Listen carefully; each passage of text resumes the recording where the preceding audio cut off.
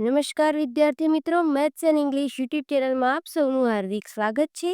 વિદ્યાર્થી મિત્રો, આજે આપણે ધોરણ 10 અંગ્રેજી વિષયના યુનિટ 1 અગેન્સ્ટ ધ ઓડ્સમાં વોકેબ્યુલરીમાં ક્વેશ્ચન 2નું સોલ્યુશન કરીશું અને ત્યારબાદ ક્વેશ્ચન 3નું સોલ્યુશન કરીશું. બાળકો, હજી સુધી જો તમે આપણી યુટ્યુબ ચેનલ મેથ્સ એન્ડ ઇંગ્લિશને સબસ્ક્રાઇબ ના કરી હોય તો જલ્દીથી જ સબસ્ક્રાઇબ કરો અને વિડીયોને લાઇક કરવાનું ભૂલશો નહીં.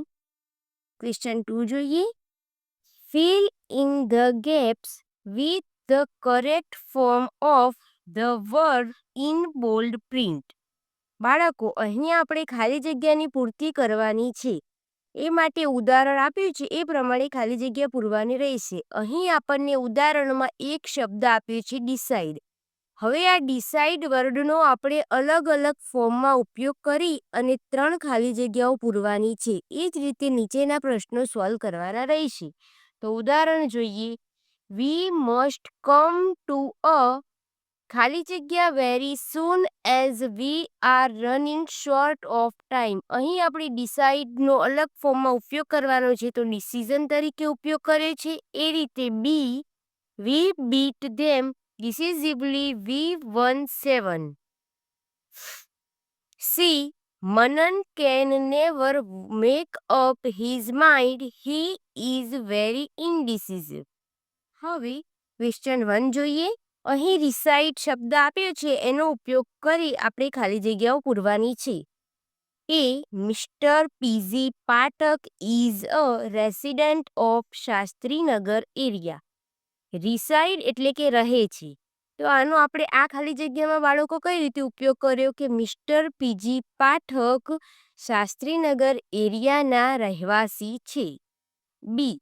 The police inquired of his residency in Delhi.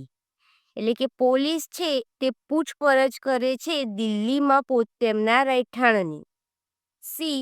You can't have a ration card of this city as you are non-resident of this city. જો તમે આ શહેરના બિનનિવાસી છો તેથી તમારી પાસે રાશન કાર્ડ હોઈ શકે નહીં. ક્વેશ્ચન 2. અહીં સ્ટ્રોંગ શબ્દનો ઉપયોગ કરી અલગ અલગ ફોર્મમાં ખાલી જગ્યા પૂરવાની હતી. A. You must strengthen your body to face such hardships as you are going to join our army next month. અહીં એમ કહે છે કે તમે તમારી બોડીને સારી મજબૂત બનાવો કારણ કે તમારે આવતા મહિને અમારી સેનામાં જોડાવાનું છે. B. The inner strength of our father of the nation Gandhiji made the Britishers quit India. અહીં ગાંધીજીએ પોતાની આંતરિક શક્તિઓના કારણે આપણા રાષ્ટ્રપિતા ગાંધીજીએ આંતરિક શક્તિઓના કારણે અંગ્રેજોને ઇન્ડિયા છોડાવી દીધું. C. Bhim gave such a strong blow of his mace on Duryodhan's thigh that he was injured. કે ભીમે એટલો મજબૂત દુર્યોધનની જાંઘ પર પ્રહાર કર્યો કે તે ઘાયલ થયો. નંબર 3. કન્સ્ટ્રક્ટ. હવે આ શબ્દનો અલગ અલગ ફોર્મમાં ઉપયોગ કરી એની ખાલી જગ્યા પૂરવાની હતી.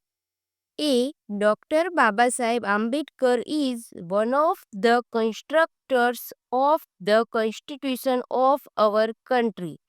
ડૉક્ટર બાબા સાહેબ આંબેડકર એ આપણા દેશના બંધારણના ઘડવૈયામાંના એક ઘડવૈયો છે. B. Students should be given constructive education rather than theoretical. એટલે કે વિદ્યાર્થીઓને સૈદ્ધાંતિકને બદલે રચનાત્મક શિક્ષણ આપવું જોઈએ. C. The construction of the Taj Mahal began in 1632 by Shah Jahan at Agra. આગ્રાનો જે તાજમહેલ છે તેનું બાંધકામ 1632માં શાહજહાં દ્વારા કરવામાં આવ્યું હતું. નંબર 4. પાવર. એ. Our government is trying its best for women empowerment in every walk of life. અમારી ગવર્મેન્ટ એટલે કે સરકાર જીવનના દરેક ક્ષેત્રમાં મહિલા સશક્તિકરણ માટે પ્રયાસ કરી રહી છે. B. Don't you think that India need some powerful leaders like Sardar Patel nowadays. શું તમને નથી લાગતું કે ભારતને સરદાર વલ્લભભાઈ પટેલ જેવા શક્તિશાળી નેતાઓની જરૂર છે. C the new law of RTI empowers us to get any information. આરટીઆઈનો જે નવો કાયદો છે તે અમને બધી જ પ્રકારની માહિતી આપવા માટે મેળવવા માટેની સત્તા આપે છે. Next, now make different forms of the words and use them in your own sentences. You may take help of a dictionary or your teacher. હવે વિદ્યાર્થી મિત્રો, આપણે જે ઉપર ખાલી જગ્યાઓમાં એક વર્ડ પરથી ખાલી જગ્યા પૂરી, એ જ રીતે હવે તમારે તમારી રીતે સંપૂર્ણ વાક્ય બનાવવાનું રહેશે. એની માટે તમે ડિક્શનરી અથવા તમારા ટીચરની મદદ લઈ શકો.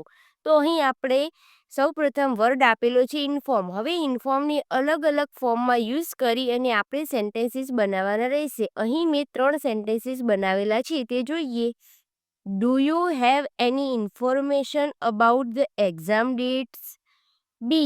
There are very few informative channels on TV. C. Have you informed your parents of the picnic? 2. Direct. હવે આ વર્ડનો અલગ ફોર્મમાં યુઝ કરી આપણે 3 સેન્ટેન્સીસ બનાવ્યા છે. A. In which direction is the wind blowing? B. The principal has written all the directives in the book. C. Can you help me to change this sentence into indirect speech? Number 3, beauty. હવે આ વર્ડનો અલગ ફોર્મમાં use કરી આપણે 3 sentence બનાવ્યા છે. A. This is a beautiful picture. B. How can you beautify this house? C. Neha sings so beautifully. હવે વિદ્યાર્થી મિત્રો, આપણે વોકેબ્યુલરીની એક્સરસાઇઝ 3 જોઈએ. Complete the sentences selecting the proper word from the brackets. અહીં આપણે 2 શબ્દ આપેલા છે, તેમાંથી એક પ્રોપર વર્ડ જે આવતો હોય એના વડે ખાલી જગ્યા પૂરવાની છે. Question 1. Aarju wanted a job of an officer. આરજુને ઓફિસરની જોબ જોઈએ છે. સો સી ખાલી જગ્યા ફોર ધ જોબ. જોબ જોઈતી હોય તો એના માટે તે અપ્લાય કરે. તો અહીં જવાબ આવશે એપ્લાઇડ. નંબર 2. અવર સોસાયટી ખાલી જગ્યા ₹3,15,000 for relief fund. Pool in, gave. તો જવાબ આવશે પુલ in.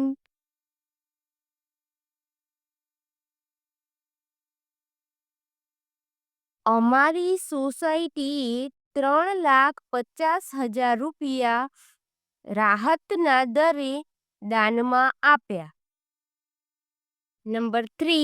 Anandnagar has no electricity, so the GEB is going to establish ખાલી જગ્યા there. Mini grid, mini grid. અહીંયા હોમોફોન્સ છે, પરંતુ વિદ્યાર્થી મિત્રો, આ મિની ગ્રીડનો મીનિંગ વીજળી થાય છે, GRID. તો અહીં આપણે જવાબ આવશે મિની ગ્રીડ, GIRD વાળો.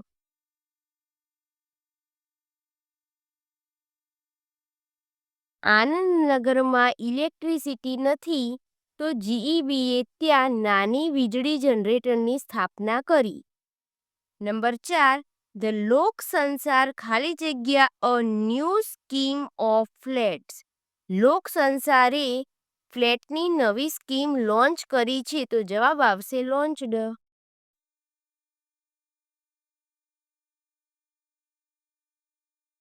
બાળકો, અહીં ક્વેશ્ચન 2 અને 3નું સોલ્યુશન પૂર્ણ થાય છે.